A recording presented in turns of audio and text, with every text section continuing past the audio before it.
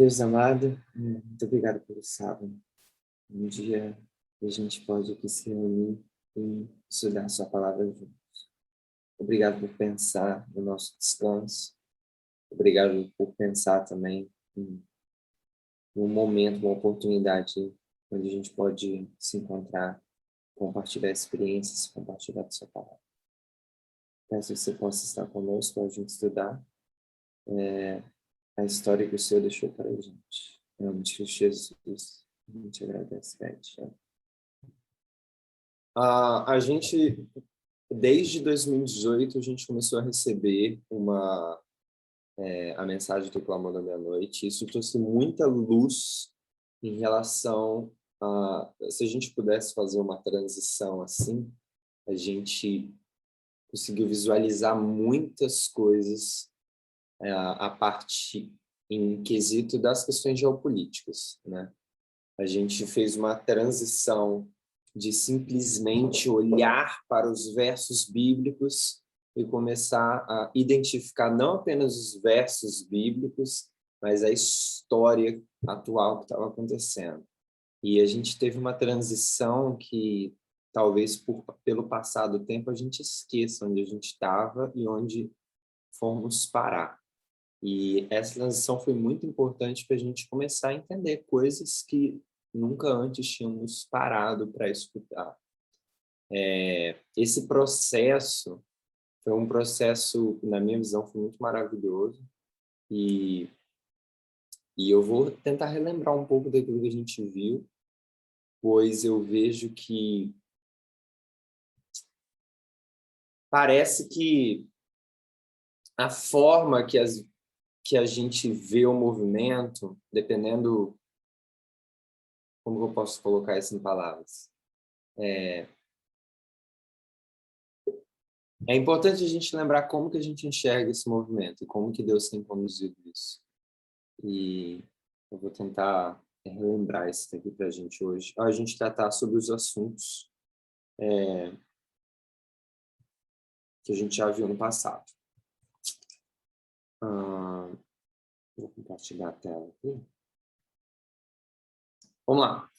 A obra de Deus na Terra apresenta século após século uma surpreendente semelhança em todas as grandes reformas ou movimentos religiosos. Os princípios envolvidos no trato de Deus com os homens são sempre os mesmos.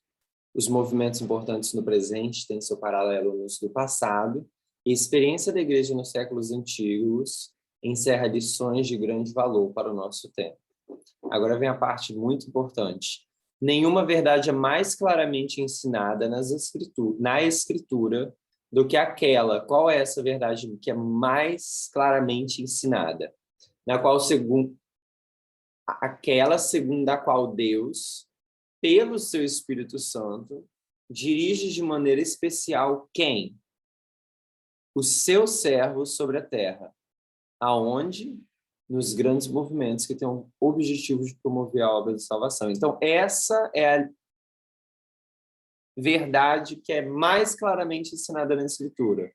Deus criou um movimento e, através do Espírito Santo, Deus guia os seus servos para fazer esses movimentos informatórios. Então, quando a gente chega em 2018, a gente recebe uma mensagem que eu vou tentar fazer uma recapitulação dela de uma forma mais simplificada. É mais ou menos assim. A gente começa através de um estudo de Atos 27, e através de Atos 27, a gente percebe que existe um movimento inteiro antes disso. A gente gostava de fazer o quê? A gente gostava muito de fazer paralelos, certo? Era a forma que Deus atraiu o movimento para começar a ver as coisas, que as histórias se repetiam na Bíblia. A gente via a comparação de uma história com a outra. A gente ia para 18:18, era Deuteronômio 18:18. A gente ia para Ezequiel 27, de 9 a 11. 37, obrigado. A gente ia para Ezequiel 37, do verso 9 a 11. E a gente fazia muitas comparações de histórias bíblicas e sua repetição, e a gente via como que existiam ali pedras preciosas nas histórias e as conexões com os números, e essa é a forma que o movimento estava acostumado a estudar profecia, e a forma que Deus conduziu a gente. E dessa forma como a gente estudava, em Atos 27, Tess Lambert trouxe o estudo trazendo essa linha, onde mostra a história de 2 navios, e nessa história de 2 navios conta a história dos Estados Unidos, que é representado pelo navio, mais a Igreja Adventista. Porque a história dos Estados Unidos e da Igreja Adventista começa em 1798, no tempo do fim, e termina no decreto dominical. Todo mundo lembra disso, certo? Isso daqui é a história profética da nação dos Estados Unidos. Lembra que ela surge como uma besta que tem 2 chifres, né? Ela surge ali em 1798 com a ferida mortal do papado. E a queda desses chifres, republicanismo e protestantismo, é no decreto dominical. Aqui também a história da Igreja Adventista. E aí, nisso, ela vê um número. Ela vê o número do número 273 aqui nessa história. E, a partir disso, ela começa a pesquisar mais sobre esse número e ela é levada ao ano de 273. Ela estuda várias coisas sobre esse número. Ela vê que esse número é o número onde não existe movimento molecular mais. Não tem como ficar mais negativo no frio do que menos 273 graus. Não conseguiu se fazer experimento na Terra onde você consegue congelar mais a água do que 273 graus negativos. Tanto que em kelvins, o ponto zero seria isso daqui, tá? Isso daqui é o ponto zero no Kelvin. Então, se você quiser fazer a conversão de Kelvin para Celsius, é só você diminuir 273. Porque a partir daqui não tem mais movimento. Então, se você diminuísse 1 grau aí, você começa a ter movimento na célula. Enfim, consigo ver que esse também é o tempo da gestação, tem alguma relação às luas, e ela foi para o ano de 273. Ela foi para o ano 273. E ela começou a estudar o ano de 273. E no ano de 273, ela percebeu que aconteceu algo muito importante. O que aconteceu de muito importante no ano de 73? Ptolomeu enviou... como que é o nome da palavra, gente? Não é são embaixadores? Representantes a Roma. Porque o que tinha acontecido com Roma? Roma tinha tido vitória com um dos maiores guerreadores, acho que eu criei essa palavra, mas os maiores lutadores da época, que era Pirro. Então, Ptolomeu ficou interessado e falou assim, nossa, Roma é uma potência que está surgindo aí. E ele levou embaixadores para Roma, e Roma retribuiu isso em seguida. Então, ela viu que aconteceu uma história muito interessante no ano 273. E essa história no ano 273 a.C. fez Tess Lambert começar a estudar mais a respeito sobre essa guerra toda que estava acontecendo. E ela viu que essa guerra toda que estava acontecendo, do rei Pirro, que era o rei de Épiro, acontece em 2 partes. Uma parte na Macedônia e uma parte em Roma. E ela vê que existem paralelos dessa história, onde ela vai fazer uma comparação com a Segunda Guerra Mundial, vou colocar aqui terminologia em inglês, Segunda Guerra Mundial, World War II, e o que nós entendemos com a Terceira Guerra Mundial, que é a Guerra de Informação, que começa no tempo do fim. Então, ela fez um paralelo dessa história, mas eu estou mostrando aqui como que... O que eu quero mostrar para vocês é isso daqui, ó. Como que Deus, pelo seu Santo Espírito, dirija de maneira especial e personalizada os seus servos. É isso que eu quero mostrar aqui. Porque, às vezes, eu achava que esse 273 é uma coisa fraca, é um argumento forçado, por favor. Tem 273 pessoas num barco, que, na verdade, são 276, mas a gente exclui Paulo, o Espírito Santo, que é Lucas, e o terceiro, que agora me fugiu da memória. A gente exclui 3, então a gente cria 273 de 276, e a gente vai para o ano 273 antes de Cristo para criar uma história que acontece na Macedônia e acontece em Roma, que nem é citado em Daniel, que Daniel pula esse rei aí, e a gente vai criar uma história profética falando sobre a Rússia em 2021.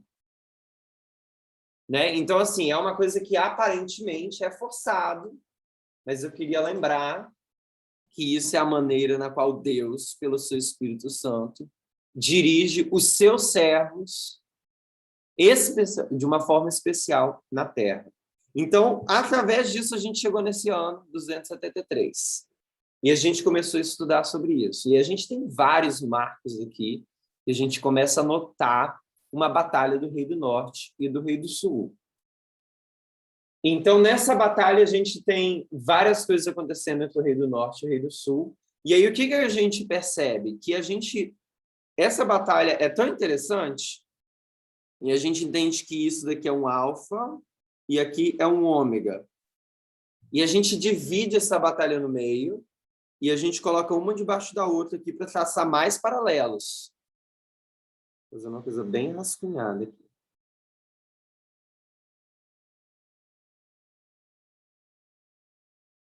Tá? Então, a gente traz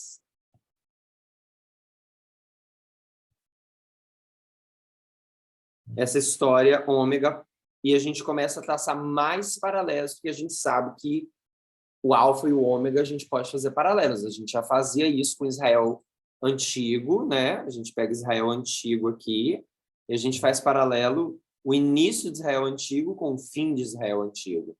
Então, a gente sempre fez isso com as histórias bíblicas, a gente também fez isso com essas histórias proféticas. E a gente começa a traçar pontos ali, tá? E aí a gente chega a várias informações que eu quero tratar mais para frente. Mas eu queria lembrar uma das coisas que a gente começa a abordar nesse ponto aqui todo. E é a seguinte. Existem algumas guerras... Vou trazer aqui de novo. E eu vou trazer só a parte que refere à guerra de Pirro em Roma, que é essa daqui, tá? Que esse é o ponto que eu quero fazer aqui agora. Então, eu vou só lembrar algumas coisas em relação à Rússia, que foi dito em 2018, e nós estamos vendo acontecendo agora em 2021. Então, eu vou relembrar algumas coisas para a gente visualizar isso daqui. Então, eu vou só refazer aqui alguns marcos. Esse marco aqui é o ano de 285, e Túrio eu vou pular aqui. Vou colocar os dados e depois eu venho falar. 285 e 282.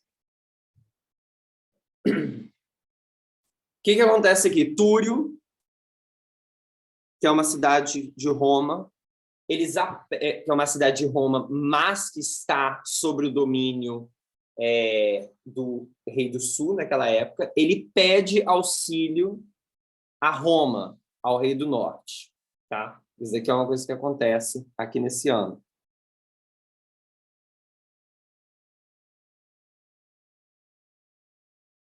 Depois, Túrio é atacado pelo Rei do Sul.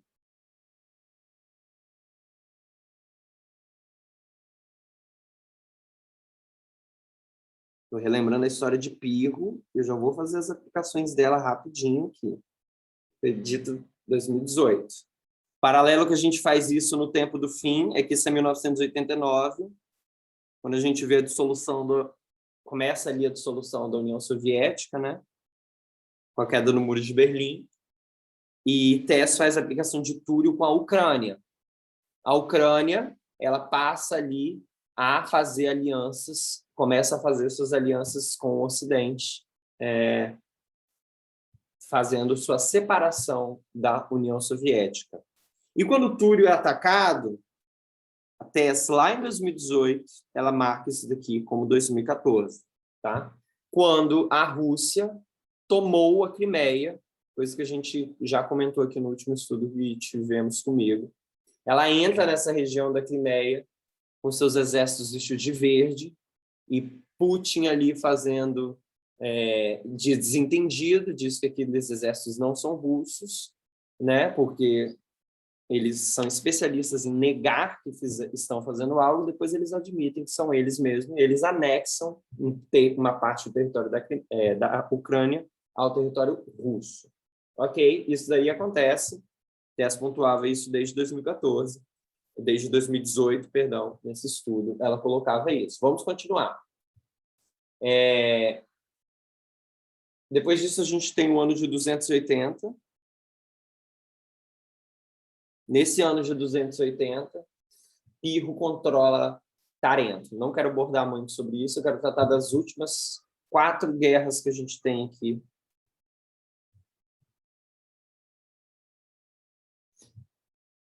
E a guerra que eu queria colocar é a de Heracleia, que acontece. Agora, talvez, vão começar a relembrar os nomes. Heracleia. Qual é a próxima batalha que acontece depois? Quem lembra? Alguém consegue lembrar para mim? Vamos lá. Vamos ter 3 aqui, mais. No chat, Asculo. Asculo.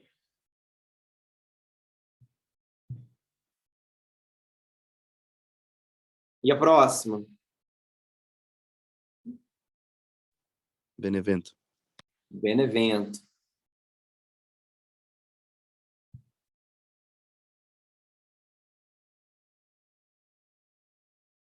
E a próxima, temos um nome? Eu acho que só tem uma data aqui. Acho que tem. Que é o ano 272. E aqui está a forçação de barra do 273 antes de Cristo, que é quando Ptolomeu envia embaixadores para Roma, tá? Então, essas são as batalhas aqui que a gente estudou. Lembrando que ela pontuou isso em 2018, tá? E Heracleia a gente identifica como essa guerra em 2018, Asculo em 2019, Benevento em 2021, tá? Então, isso daqui foi o que ela pontuou em 2018.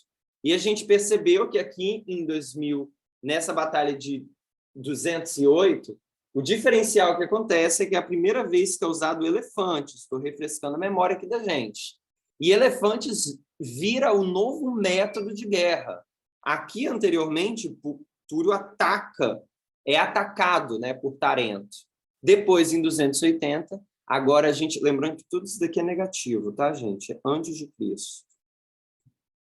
Então, em 280 a.C., entra um novo método de guerra, que é elefantes. E aí a gente começa a interpretar, e a gente volta na história para traçar uma linha, lembra que a gente tem que traçar uma linha que percorre todo o percurso, e a gente vê que existe um novo método de guerra. E esse novo método de guerra é algo que surgiu no tempo do fim, em 1989, que é a internet.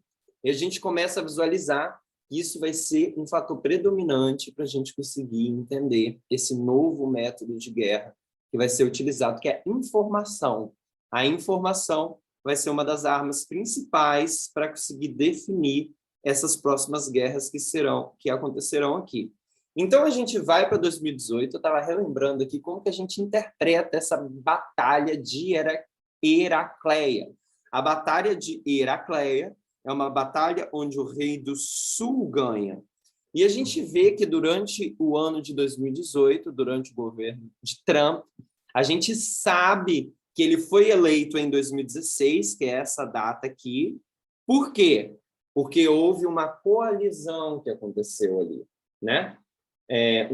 Uma colusão, conluio. Como que é a palavra que a gente usa?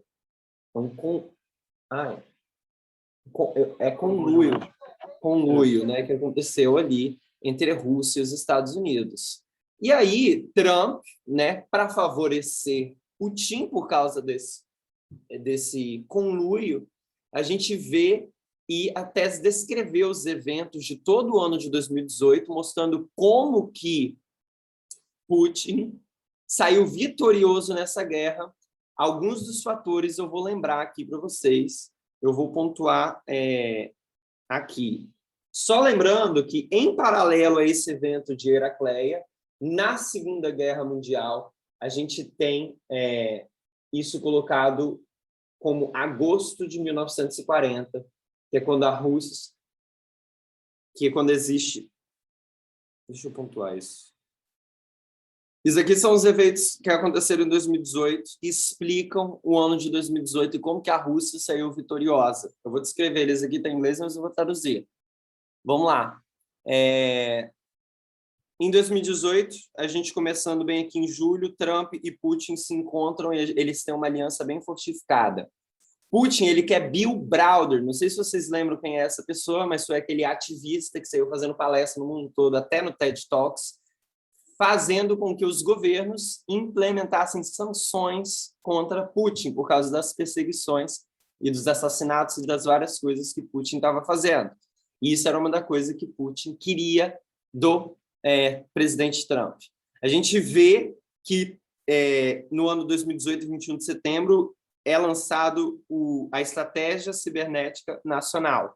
Tá? Em seguida que isso acontece, Putin diz que os Estados Unidos estão tomando passos na qual ele não chama amigável. Então, a gente vê que eles estavam num relacionamento muito bom entre Trump e Putin, mas depois Putin começa a ficar azedo com isso, com tudo isso que está acontecendo. Boris Johnson diz que os Estados Unidos vai começar a tomar ações ofensivas de operações cibernéticas para guardar suas eleições, tá? E lembrando que Putin, de uma forma muito ofensiva, atacou as eleições de 2016, e agora Trump, chegando às reeleições, ele está com medo de que isso seja usado contra ele. Existem essas eleições dos midterms da Casa dos Representantes, que acontece no meio do período eleitoral do presidente. E aí, o mais importante, eu quero colocar aqui embaixo. O que acontece?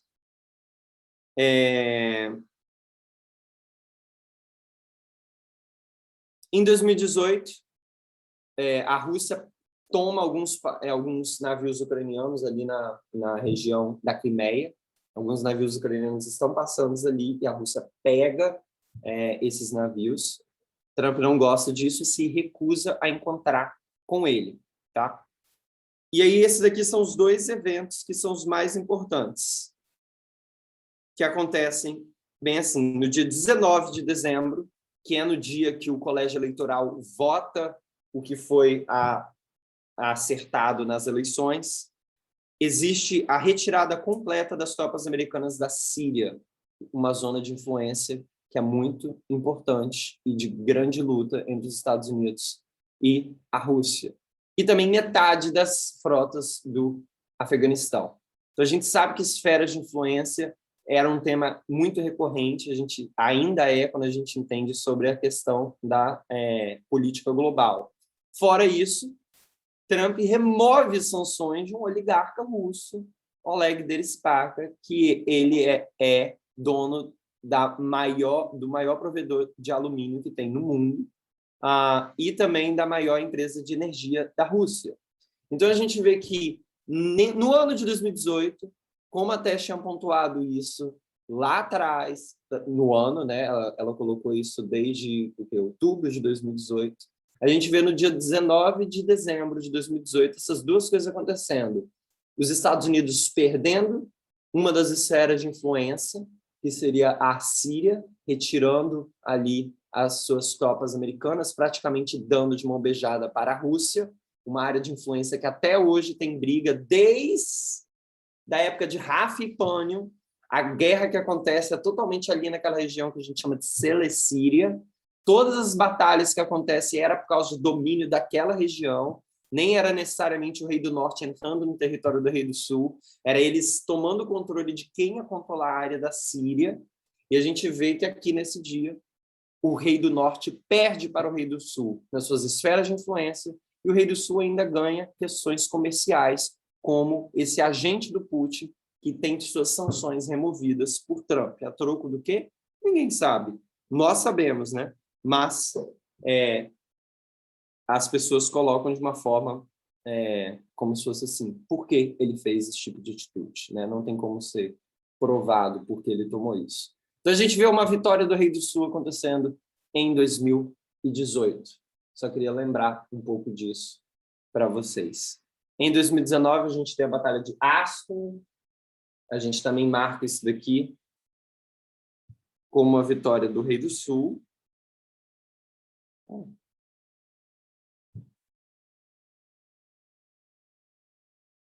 Eu queria lembrar algumas coisas que aconteceu em Ascalon, em 2019. São vários eventos que acontecem nesse ano. Mas eu vou tratar isso logo mais na frente. Quero falar um pouco de Benevento. Benevento é o que a gente marca do clamor da meia-noite, tá? E aqui o decreto dominical. Esses são os dois eventos. Em Benevento, a gente vê que é aqui onde Pirro ele perde sua batalha para o rei do norte. Então, aqui o rei do norte que vence. E ele morre aqui, tá? É aqui a morte dele. Eu vou relembrar aqui uma coisinha, um paralelo que nós fazíamos, que é o seguinte. Nós comparamos e contrastamos o rei do norte com o rei do sul. O rei do norte, que é o papado, recebe a ferida mortal em 1798. Isso daqui é uma ferida mortal. Aqui já está, é como se fosse uma doença que você tem, e aqui é o diagnóstico, assim, você vai morrer, entendeu? Tá? É a ferida mortal, mas ele não morre ali. Quando que ele morre? Ele morre em cativeiro no ano seguinte, em 1700, no ano seguinte, né? 1799. Aqui é a morte. Como que a gente aplica isso? É isso mesmo. Obrigado. 1799. Ellen White ela está visitando o museu e ela olha lá Pio VI, Pio VI, e ela aplica a profecia de Apocalipse 13, verso 11, onde diz: aquele que é ferido... Vamos abrir aqui comigo. Apocalipse 13, 11. 10, desculpa. Se alguém leva em cativeiro irá. Se alguém mata a espada, será necessário que a espada seja morto. Ela vai visitando esse museu, ela vê Pio VI ali, e ela comenta: esse é o rei notado na profecia. Eu posso dar passagem para vocês, não tem aqui agora. Esse é o rei notado na profecia. E ela aplica esse rei, que ele foi levado em cativeiro, e ele vai ser morto. Então, ele recebe a ferida mortal, e ele vai ser morto. Obrigado, Cristiano. Ponto importantíssimo. Babilônia. Daniel olha para Nabucodonosor e diz o quê? Tu és a cabeça. A gente sabe que a cabeça é Babilônia. Mas Daniel diz que o rei Nabucodonosor é a cabeça. Então, a gente sabe que o rei é o reino. Nabucodonosor é a Babilônia. Ambos são termos que a gente pode trabalhar de forma junta. Tá? São a mesma coisa. Então, o Papa é representado como representando como essa besta, né, dos 1260 anos, e ela aplica o rei ao reino. Então, o rei recebe a ferida mortal, ele é levado em cativeiro, e ele morre no ano seguinte. Mas a profecia diz o quê? Que ele vai ressuscitar. Não é o Pio VI, né? Mas o papado vai ressuscitar. Por que eu estou trazendo isso? Ressuscitar. Eu vou parar aqui. Achei. Então, ele vai ressuscitar. A gente aplica isso ao rei do sul. Esse daqui é o rei do norte.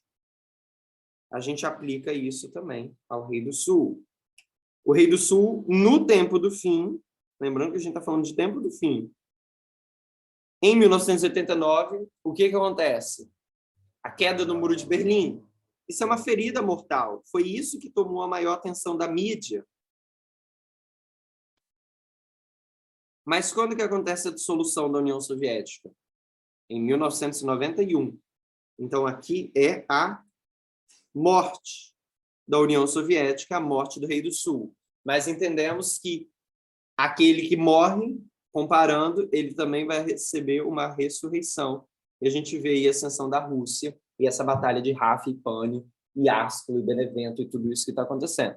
Então, eu só queria tratar que isso daqui, esse evento que a gente vê de ferida mortal e morte, que acontece no tempo do fim, com o Rei do Norte e com o Rei do Sul, é essa característica de ferida mortal e morte, é o que a gente vê aqui em Benevento. Isso daqui, Benevento, o clamor da meia-noite, é a ferida mortal do Rei do Sul, da Rússia. E aqui é a morte. E aí ela sai do cenário mundial, como, né, uma superpotência. Estou dizendo que a Rússia vai desaparecer. Mas, mesmo na Batalha de Pânion, só relembrando agora, porque a gente coloca... Espera aí um segundo.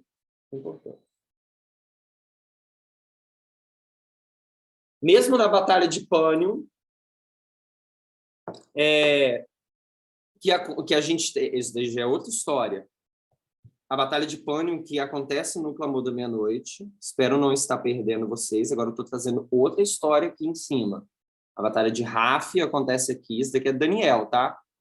Raf e Pânion. Lembra que a gente fala sobre isso?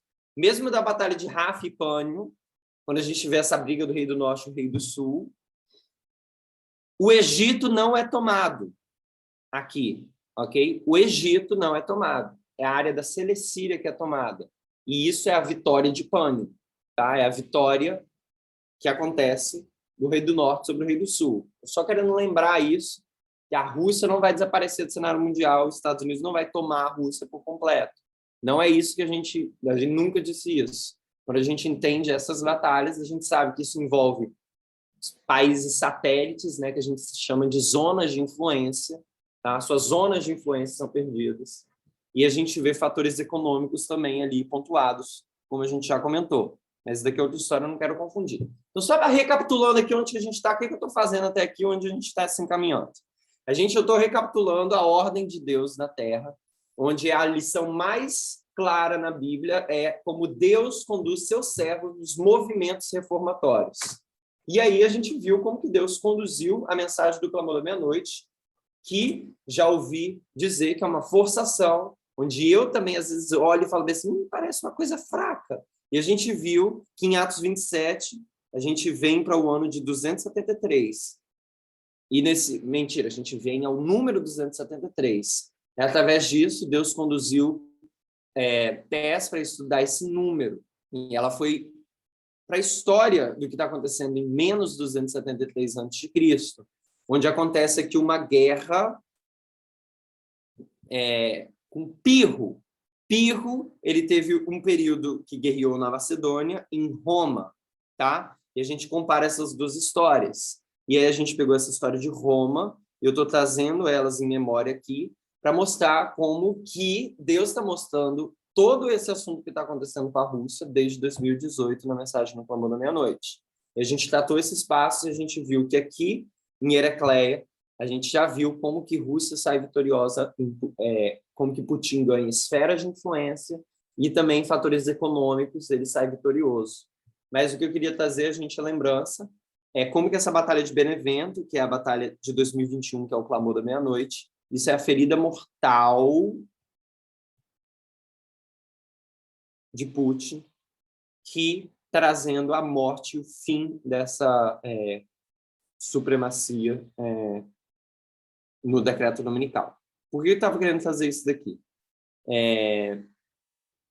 O que está acontecendo agora com o Putin fazendo isso na Ucrânia começou em 2021.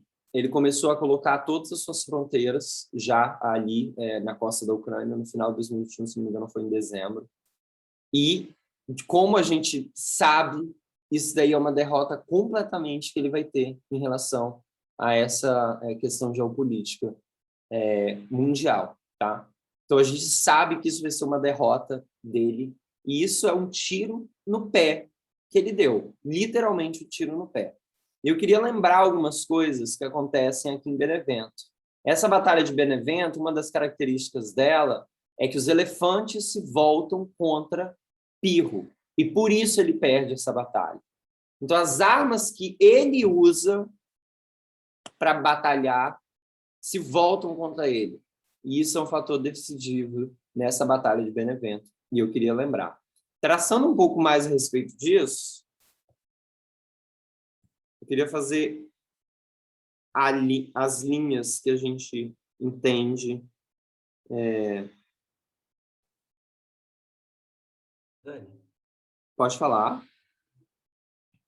não, só um adendo interessante sobre essa questão dos elefantes, é que os meios de comunicação, né, confiáveis que a gente está acostumado a seguir, né, tem relatado muito que esse conflito com a Ucrânia tem sido algo muito diferente por parte dos departamentos dos Estados Unidos, que pela primeira vez as informações estão sendo publicadas quase que no exato momento em que elas estão sendo conquistadas, né? E isso não vinha sendo feito, né, nos últimos 20 anos, né? Tanto é que eu acho que o mais expressivo foi a questão do Osama Bin Laden, que eles estavam próximos há várias semanas e nada foi publicado só depois que a missão terminou mesmo, só que publicaram os relatórios.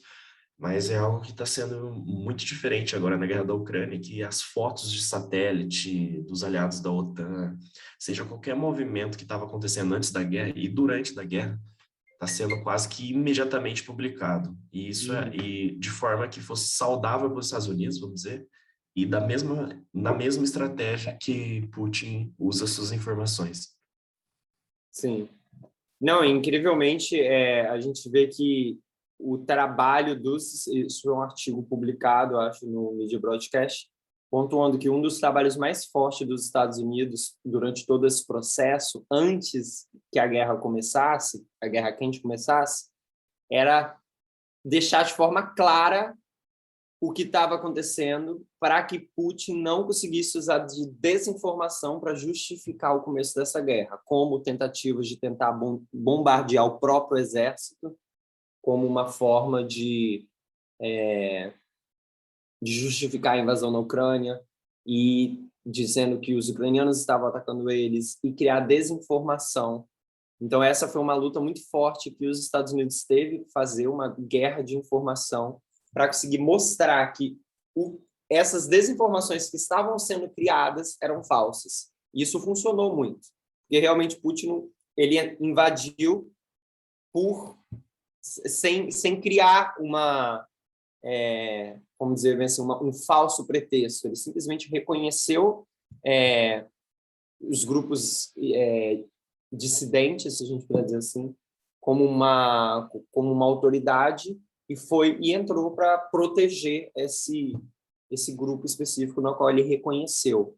Então, assim, essa luta que os Estados Unidos teve foi, sem dúvida, uma vitória muito grande dos Estados Unidos para tirar qualquer precedente dele justificar a invasão na Ucrânia. E o mundo todo conseguiu ver isso, que realmente não teve precedentes. Muito diferentemente do que ele fez em 1999, quando, né, a gente sabe que quando Putin logo estava ali chegando para trabalhar no Kremlin, ainda não era presidente, a gente conhece a história do qual prédios residenciais russos foram bombardeados e eles começaram a acusar a Chechênia. 2 prédios russos foram bombardeados e eles começaram a acusar a Chechênia de terrorismo.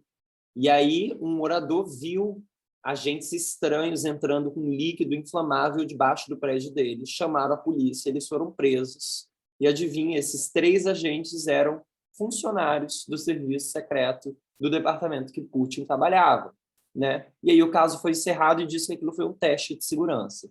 Então, assim, a gente uma coisa que está no histórico de Putin fazer, e eles não conseguiram fazer isso nessa invasão da Ucrânia, por causa do trabalho de informação dos Estados Unidos nesse quesito. Mas eu queria lembrar para a gente uma coisa muito interessante, e eu queria traçar aqui a linha dos netineus. Quando que começa a linha dos netineus quando a gente usa o modelo de agricultura? Alguém pode falar para mim os marcos? Quando que começa o arar deles? 2014. 2014. 2014 começa o processo de arar deles. Sabe o que acontece em 2014 que é muito interessante? A invasão da Ucrânia, na Crimeia. Quando que começa o processo da chuva temporando eles? 2019. 2019. O que é um marco muito importante? Foi o impeachment de Trump. Ai, gente, estou escrevendo errado. Impeachment. Por que o impeachment de Trump aconteceu? Porque ele fez uma ligação com o presidente atual, que está lá sustentando essa guerra na Ucrânia, pedindo o quê? Que ele investigasse o filho de Joe Biden, que tinha empresas na Ucrânia.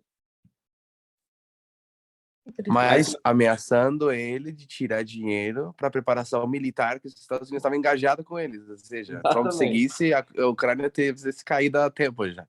Exatamente. É muito sinistro, muito sinistro. Então, assim, eu só quero lembrar para a gente como que a Ucrânia está nisso daí desde lá de trás. Quando que começa a chuva serôdia deles?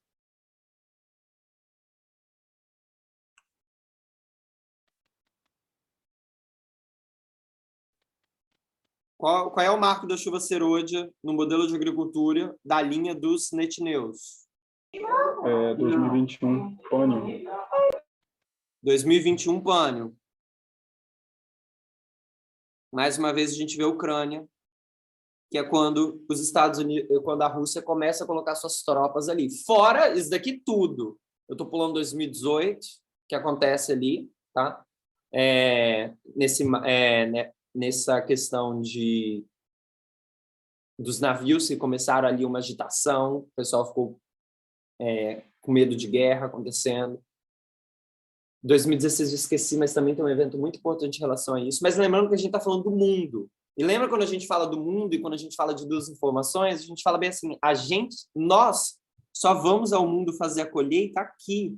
Então o mundo está sendo arado, eles estão recebendo a chuva temporânea, a chuva serôdia completamente por eventos externos. E a gente só vai para eles aqui no decreto dominical. E a gente vê a Ucrânia do início ao fim nesses marcos. Eu só queria pontuar isso. E como que a gente só chegou a essa compreensão a partir do momento que a gente recebeu a mensagem do Clamor da Meia-Noite, que como alguns ainda dizem, é uma forçação de barra, porque tem 273 pessoas dentro do navio. Então, o que eu queria lembrar a gente é como que Deus conduz isso. Às vezes a gente parece que é uma coisa fraca, às vezes a gente parece que é uma forma muito simples que Deus está fazendo as coisas. Mas a maneira que Deus está conduzindo, para mim, só prova que realmente o movimento é guiado por Ele. Porque o que parece frágil ao ser humano, se a gente segurar um pouquinho para ouvir, a gente vê que tem muito peso de evidência. É muito forte isso que Deus tem mostrado daqui, desde o início, em relação a essas linhas informatórias, em relação a como que a gente vê as questões globais que estão acontecendo diante dos nossos olhos, e a gente estava olhando só para a Bíblia e não necessariamente para o que estava acontecendo no mundo. E só para finalizar, eu queria trazer mais uma evidência que é muito forte, e o que eu queria deixar para a gente é que a gente voltasse a estudar as histórias de Pirro, que eu acho que é algo muito importante para a gente relembrar nesse período, e a gente fortalecer a nossa fé, que é o paralelo que a gente faz que dá sustentação a toda essa linha de Pirro, que é uma história, simplesmente uma história, que a gente forçou para virar uma história profética. E nessa história de Pirro, ele é o 10º rei de Épiro. O primeiro rei de Épiro, alguém lembra o nome? Eu estou olhando aqui na cola que eu não lembro. Admetus, o nome dele.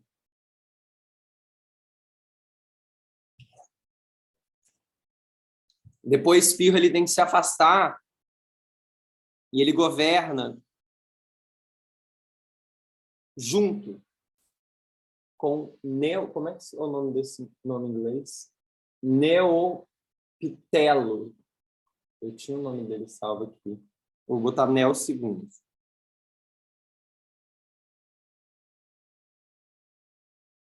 E ele governa junto. Ele tem que se afastar por um período e eles governam juntos. E depois Pirro volta ao poder. Quando a gente compara, e a gente sabe que nessa história, Pirro representa quem? Putin. Quando a gente pega os reis da União Soviética ou da Rússia, né, do Rei do Sul, se Putin é o 10º rei, presidente, o primeiro é Stalin. E a gente sabe que quando Putin está governando, ele pega os seus 2 termos, e aí quando ele vê que ele tem que, né, na eleição, ele não pode ficar mais esses 2 mandatos, não podia, ele elege um presidente, ele coloca alguém no poder. Qual é o nome dele? Alguém lembra? Medvedev. Medvedev.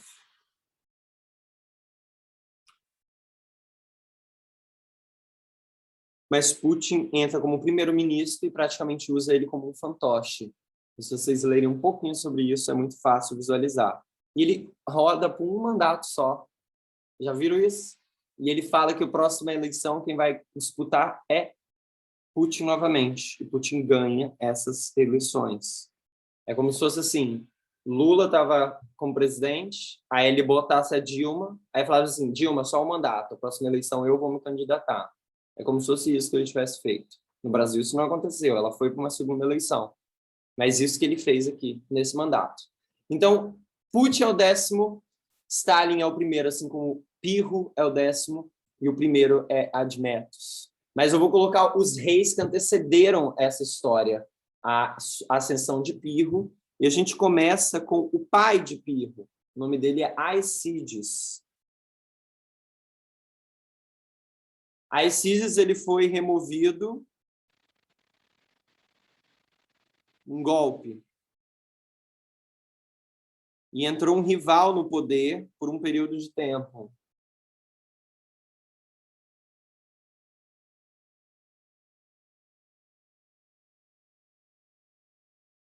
Aicides voltou ao poder logo em seguida. Depois de Aicides, o seu irmão, ele sai porque ele fica enfraquecido disso tudo.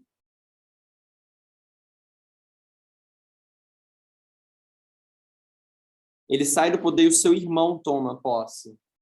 O nome dele é Alecet. Eu acho que é Alecelus II. E Alecet II, ele é uma pessoa que tem nenhum controle próprio. Isso é a característica do domínio dele.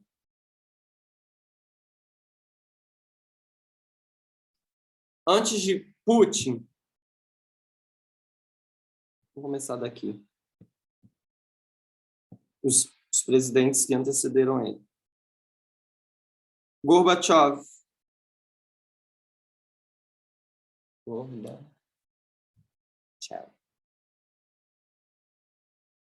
Esse daí eu também não sabia. O Gorbachev, ele sofreu um golpe quando ele estava passando férias, adivinha onde? Na Crimeia, lá na Ucrânia. Ele só estava ali passando férias, e aí o seu vice-presidente tomou o poder. Então ele foi removido num golpe.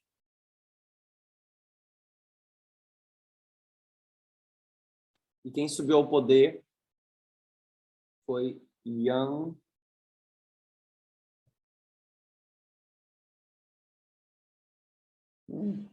Foi esse cara aqui, ó.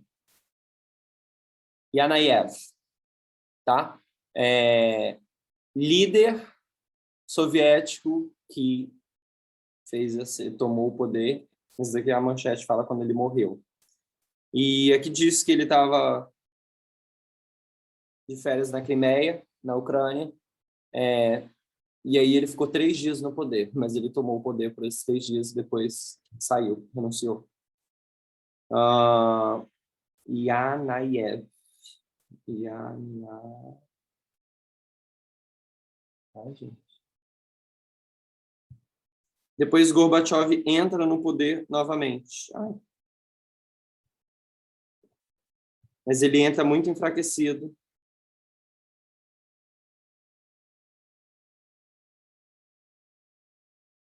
E em seguida, quem é o presidente da Rússia?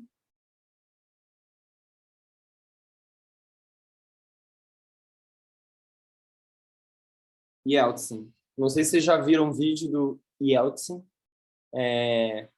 bêbado, em conferências, em reuniões importantes, saindo do avião praticamente tombando de bêbado, e os seguranças tendo que segurar ele, porque ele simplesmente não tinha domínio nenhum. A imagem dele saiu tão feia que ele renunciou no último ano que ele diz, né, do século. Ele, no dia 31 de dezembro de 1999, ele vai à TV e renuncia, e Putin ascende ao poder. Então, isso daqui tudo, eu estava revendo todo o material, e aí eu fico pensando bem assim, gente, se isso daqui é forçação de barra, sabe, é uma coisa que às vezes a gente esquece, é muito importante a gente olhar para o passado, porque eu vejo assim, às vezes a gente conversa com algumas pessoas, e às vezes a tendência que as pessoas têm é de tipo assim, não, a gente só precisa, a gente entendeu qual é a mensagem é de amar ao próximo, e o que a gente precisa fazer é militar na internet, e a gente tem que aceitar as pessoas que são diferentes, e é isso, e acabou. E a gente esquece que a forma que Deus conduziu esse movimento tem uma história, tem um processo, e a lição mais importante, mais clara ensinada, na Bíblia, é a forma como ele conduz os seus servos. E às vezes a gente esquece dessa maneira que Deus conduziu a gente, conduziu todo esse movimento, e a gente olha o movimento e fala assim, nosso movimento tem muito que aprender ainda. Eu tenho que ir para a igreja militar para trazer gente. Não, é muita forçação de barra. Isso é uma coisa que a gente precisa realmente repensar sobre as nossas palavras, sobre como a gente enxerga o movimento que Deus guiou, como a gente visualiza, como que o peso que a gente dá para a maneira que Deus conduz o seu povo, por que ele fez isso. Eu acho muito importante a gente olhar para trás e a gente lembrar como que Deus conduziu a gente. Lembrar como que era a nossa mentalidade, como que Deus teve paciência para lidar com a nossa mentalidade, para transformar um povo completamente conservador, bitolado, e abrir a nossa mente para entender as questões globais, o que está acontecendo diante dos nossos olhos. E hoje, como gratidão a isso tudo, eu ouço gente falando que a gente está forçando a barra, que a gente precisa, a nossa missão não precisa mais nada disso, que o movimento tem muito a aprender ainda sobre amar ao próximo, e que o que a gente precisa fazer é militar na internet. E me machuca ouvir isso, de verdade, porque para mim isso é só um sintoma de esquecimento de como Deus conduziu a gente. E não para aqui isso daqui, eu acho muito interessante, porque quando a gente compara isso daqui, a gente vê Pirro, e a gente sabe que Pirro representa Putin. Mas quando a gente compara o fim desde o princípio, e a gente compara Putin com Stalin, a gente vê que antes de Stalin, Lenin foi um presidente. E um dos motivos que Lenin saiu do poder foi por causa da sua saúde, né? Não, ele não era bêbado, mas era uma pessoa que, por causa da sua saúde, ele saiu do poder, assim como Yeltsin. Então, a gente está comparando aqui Yeltsin com Lenin nesse quesito. E antes de Lenin, quem estava no poder foi César Nicolaus. Ai, desculpa se eu feio. E César Nicolaus foi o presidente, foi o fim da monarquia. Gorbachev foi ali o período do fim da União Soviética, né?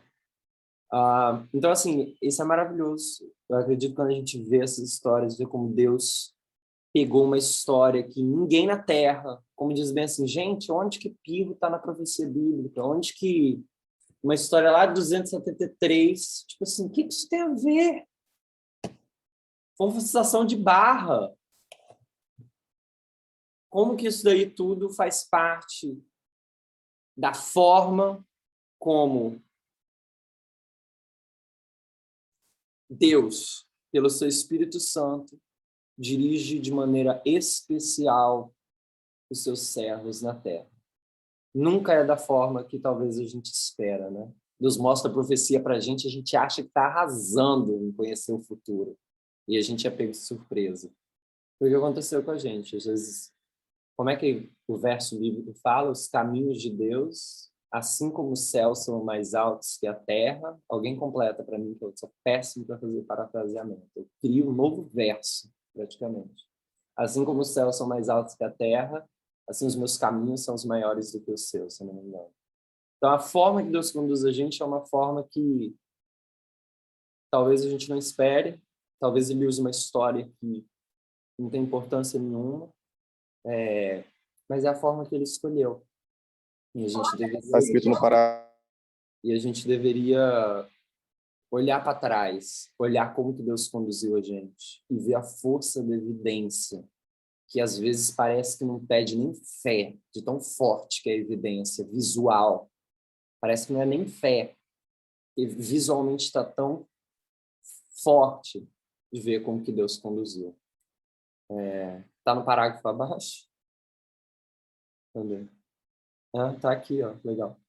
Os meus pensamentos não são os vossos pensamentos, nem os vossos caminhos os meus caminhos, diz o Senhor. Porque assim como os céus são mais altos que a terra, assim são os meus caminhos mais altos do que os vossos caminhos, e os meus pensamentos mais altos do que os vossos pensamentos. Eu sou Deus, e não há outro Deus, não há outro semelhante a mim, que anuncio o fim desde o princípio, e desde a antiguidade as coisas que ainda não aconteceram.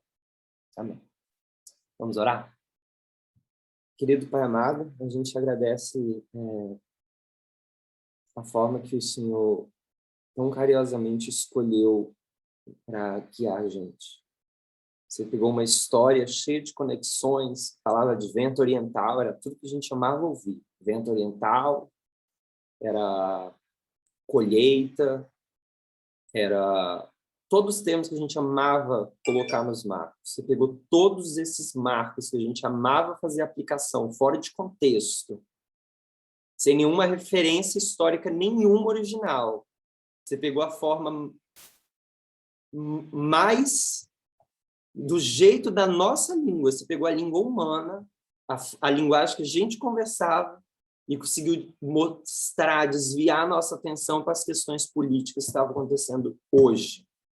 Obrigado, Pai, por usar a nossa língua para conseguir passar o Evangelho, e não a língua dos anjos. Obrigado por conversar no nosso linguajar. Obrigado por ter paciência em lidar com o seu povo, que estava com uma mentalidade, o Senhor transformou essa mentalidade da gente. Ajude a gente a reconhecer esse processo. Ajude a gente a visualizar a importância que é esse movimento e ver o poder que o Senhor exerceu em conduzir e ainda continua a conduzir, Pai. Ajude a gente a olhar esse movimento e entender que nós não somos superiores ao movimento, mas que o movimento é o caminho, é o meio que o Senhor usa para levar essa inimizade ao mundo, que é o Evangelho. Essa inimizade que o mundo precisa ter com Satanás. Ajude a gente a entender esse meio e que a gente possa fazer parte dele. É o que eu peço em nome de Jesus. Amém.